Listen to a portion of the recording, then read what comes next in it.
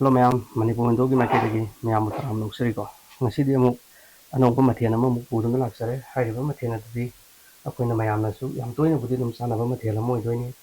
kari tin matheno haibdo hajarake kogi sigi nga se sigi nga je steam tawgadoni ko si steam tawgadoni steam tawbasi mataw karamna karmaina tawbage amadi kari kari machan hapage haibdo ai mayamdo usarake ro tawgadoriba steam masina ko nga je raw ni ko raw ngani ado maitai gi nga di nate Palamgi ice ki nga dun ko ngarang se ina phangduna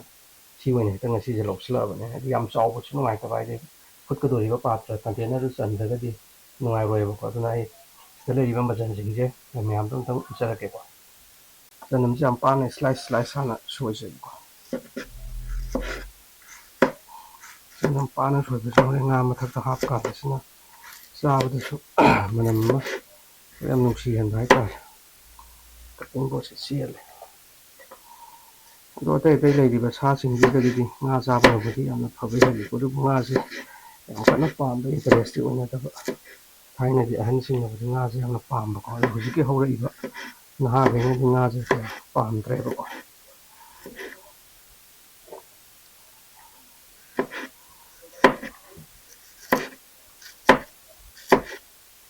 ꯆꯅꯝꯒꯨꯝꯕꯁꯤꯗꯤ ꯑꯗꯨꯝ ꯌꯥꯝꯃꯤꯈꯩ ꯍꯥꯎꯏꯀꯣ ꯃꯉꯣꯟꯗ ꯃꯥꯒꯤ flavour ꯑꯃ ꯇꯣꯉꯥꯟꯅ ꯊꯣꯛꯄꯅꯤ ꯃꯌꯥꯝ ꯃꯑꯣꯡ ꯇꯥꯕ ꯃꯥꯒꯤ ꯅꯨꯡꯁꯤꯕ ꯃꯅꯝ ꯑꯃ ꯊꯣꯛꯑꯦꯕꯀꯣ ꯃꯄꯨꯝ ꯃꯄꯨꯝꯁꯨ ꯑꯃꯅꯤꯇꯪ ꯍꯥꯞꯁꯦ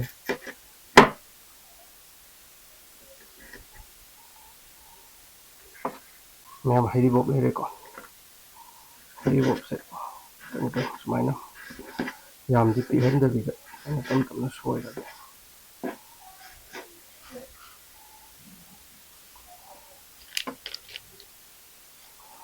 ꯆꯤꯡ ꯇꯤꯜꯍꯧꯁꯦ ꯉꯁꯤꯗꯤ ꯌꯥꯝ ꯐꯖꯩ ꯃꯁꯥꯁꯨ ꯅꯥꯟꯕ ꯆꯥꯎꯁꯨ ꯆꯥꯎꯋꯦꯀꯣ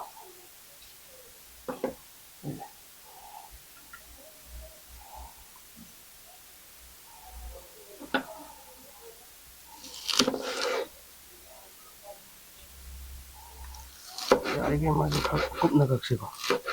ꯀꯨꯞꯅ ꯀꯛꯑꯒꯅ ꯍꯦꯜꯂꯦꯕ ꯅꯨꯡꯉꯥꯏꯕꯁꯦ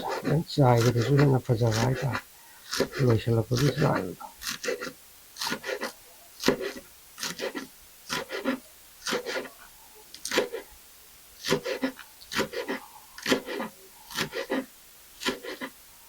ꯃꯥꯒꯤ ꯄꯤꯛꯅ ꯄꯤꯛꯅ ꯀꯛꯄꯒꯤ ꯆꯥꯡꯁꯦ ꯆꯥꯎꯃꯜꯂꯒꯁꯨ ꯑꯗꯨꯝ ꯆꯥꯕꯗ ꯅꯨꯡꯉꯥꯏꯇꯦꯕ ꯀꯨꯞꯅ ꯀꯨꯞꯅ ꯀꯛꯑꯒꯗꯤ ꯃꯥꯒꯤ ꯐ꯭ꯂꯦꯚꯔ ꯑꯃ ꯐꯪꯉꯦꯕꯀꯣ ꯃꯥꯒꯤ ꯃꯅꯝ ꯇꯣꯉꯥꯟꯕ ꯑꯃ ꯂꯩꯖꯕ ꯍꯥꯏꯇꯥꯔꯦ ꯑꯗꯨꯅ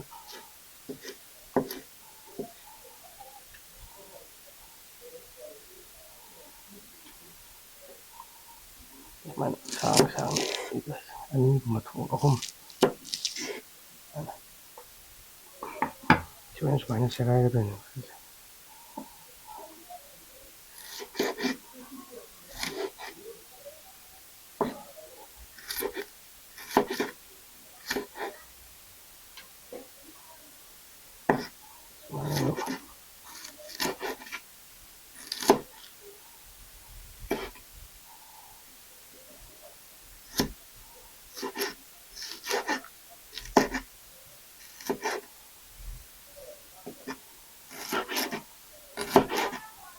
ꯇꯤꯜꯍꯧꯁꯤꯅ ꯁꯨꯃꯥꯏꯅ ꯍꯥꯏꯔꯤꯕ ꯄꯣꯠꯁꯤꯡꯁꯤꯒꯤ ꯃꯍꯥꯎꯁꯨ ꯂꯣꯏ ꯇꯣꯉꯥꯜꯂꯦ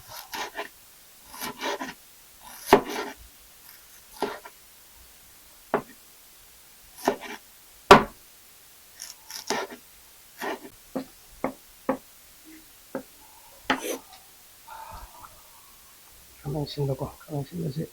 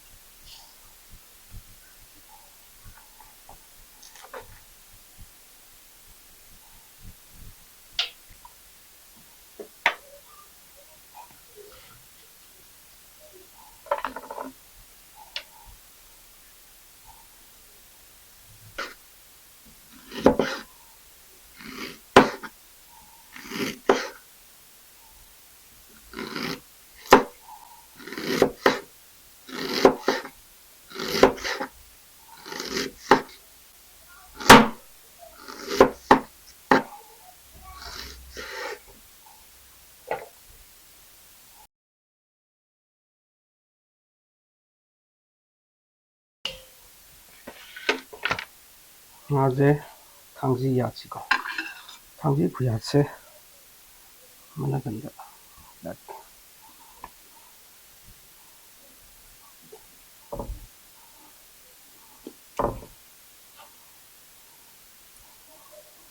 ꯁꯨꯃꯥꯏꯅ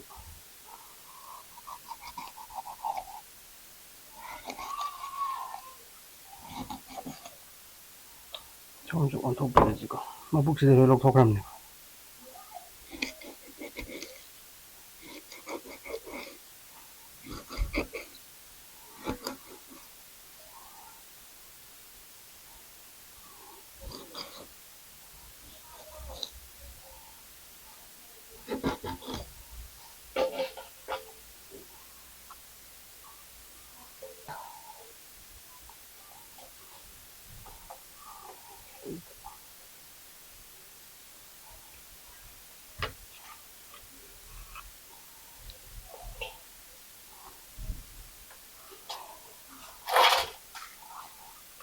ꯁꯤꯁꯦ ꯑꯩꯈꯣꯏꯅ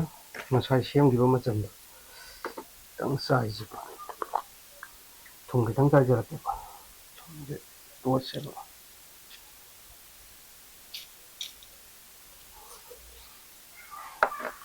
ꯇꯣꯠꯄꯤꯕ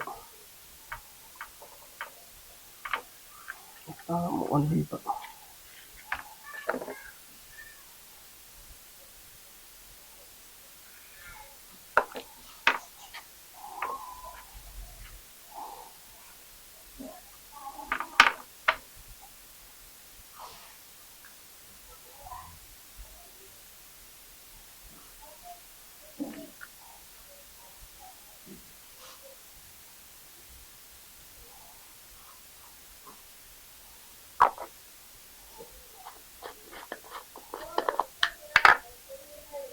ꯄꯥꯏꯄꯔ ꯈꯤꯇꯪ ꯆꯥꯏꯁꯤꯀꯣ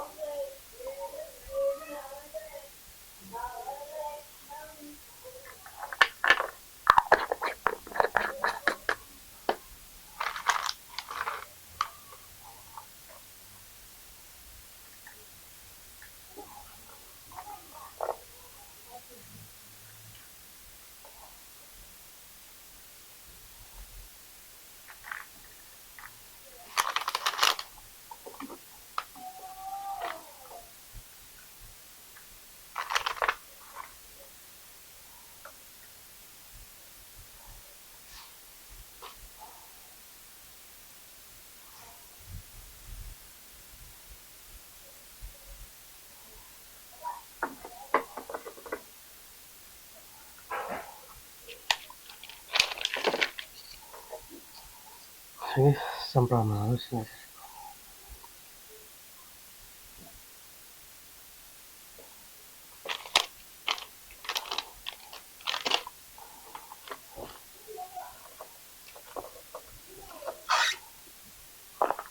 ꯄꯨꯂꯞ ꯆꯥꯏꯁꯤꯜꯂꯒꯦ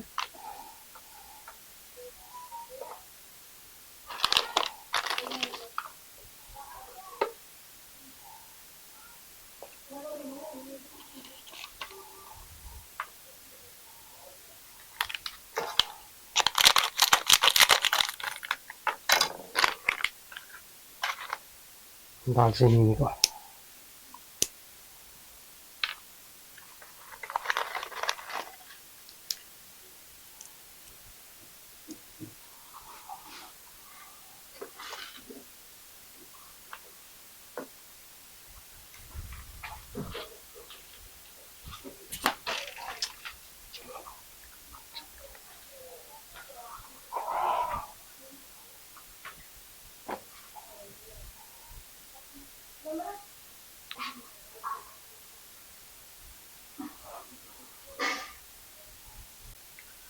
ꯑꯗꯨꯏꯗꯤ ꯃꯌꯥꯝ ꯁꯦꯝ ꯁꯥꯕꯁꯨ ꯂꯣꯏꯅ ꯂꯣꯏꯁꯤꯜꯂꯛꯑꯦꯀꯣ ꯁꯦꯝ ꯁꯥꯕ ꯂꯣꯏꯁꯤꯜꯂꯛꯑꯕꯅꯤꯅ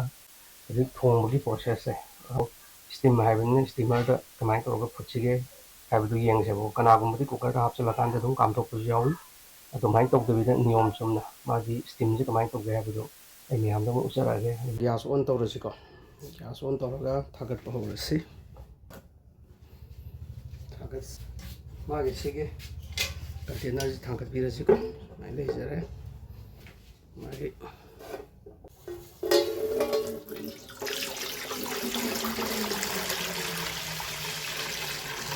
ꯆꯥꯡ ꯍꯩꯕꯤꯔꯣꯀꯣ ꯃꯔꯝꯗꯤ ꯀꯨꯏꯅ ꯇꯧꯔꯛꯀꯗꯣꯏꯅꯤꯅ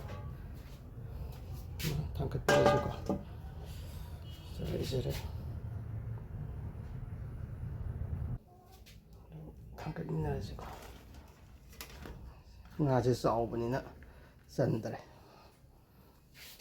ꯃꯈꯨꯝꯁꯦ ꯀꯨꯞꯁꯜꯂꯁꯤꯀꯣ ꯃꯈꯨꯝ ꯀꯨꯞꯁꯜꯂꯀꯥꯟꯗ ꯍꯣꯔꯦꯟ ꯉꯥꯏꯍꯥꯛ ꯂꯩꯔ ꯍꯥꯡꯇꯣꯛꯑ ꯌꯦꯡꯉꯁꯤꯀꯣ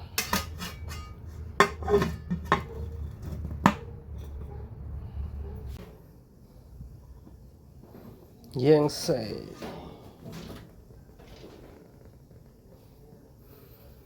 manamdi nusirehe meyam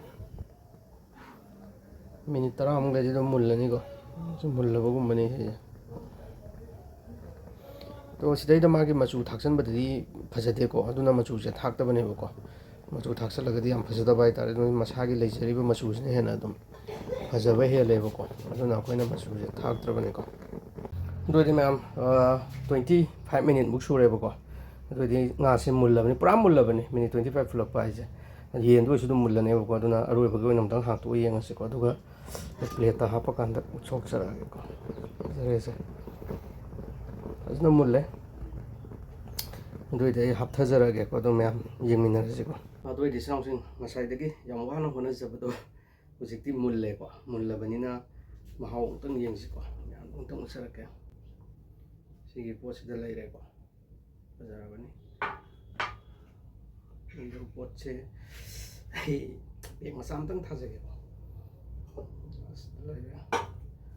पोछे से त पाइरके यामदि आउँद्रे सि तौरगेको लैरे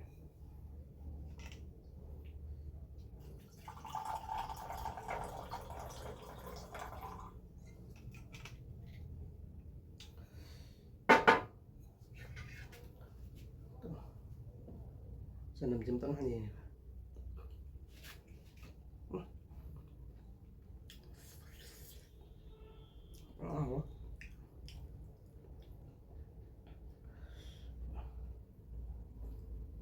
bukai dengan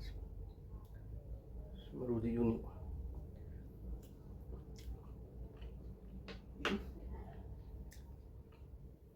mari ngage ngahing manong kai kam yaw de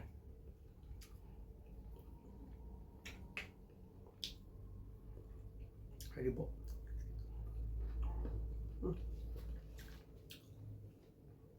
Bener. Yes.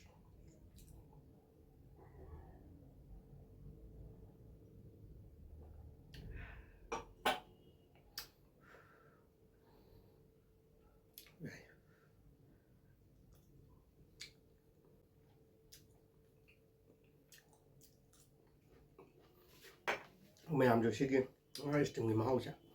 một tấn nhân biểu mà đi hỏi nhắm chăm là dù sao á thì sao rồi sốt tôi một cái xin em thêm phải em hỏi nè thấy bố bám cho vậy ta thấy bố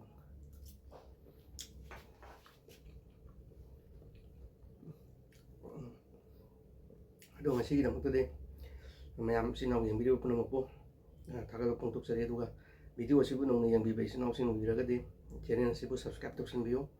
nungai nungai raba jingsa ke matang amadi Manipur da leiriba jing pak turen ke agi video puraga laksake namyam ngasi gidi matang swaida mham puna kaina minarasi mathangi video da muk thenarasi thagasari ko ma'am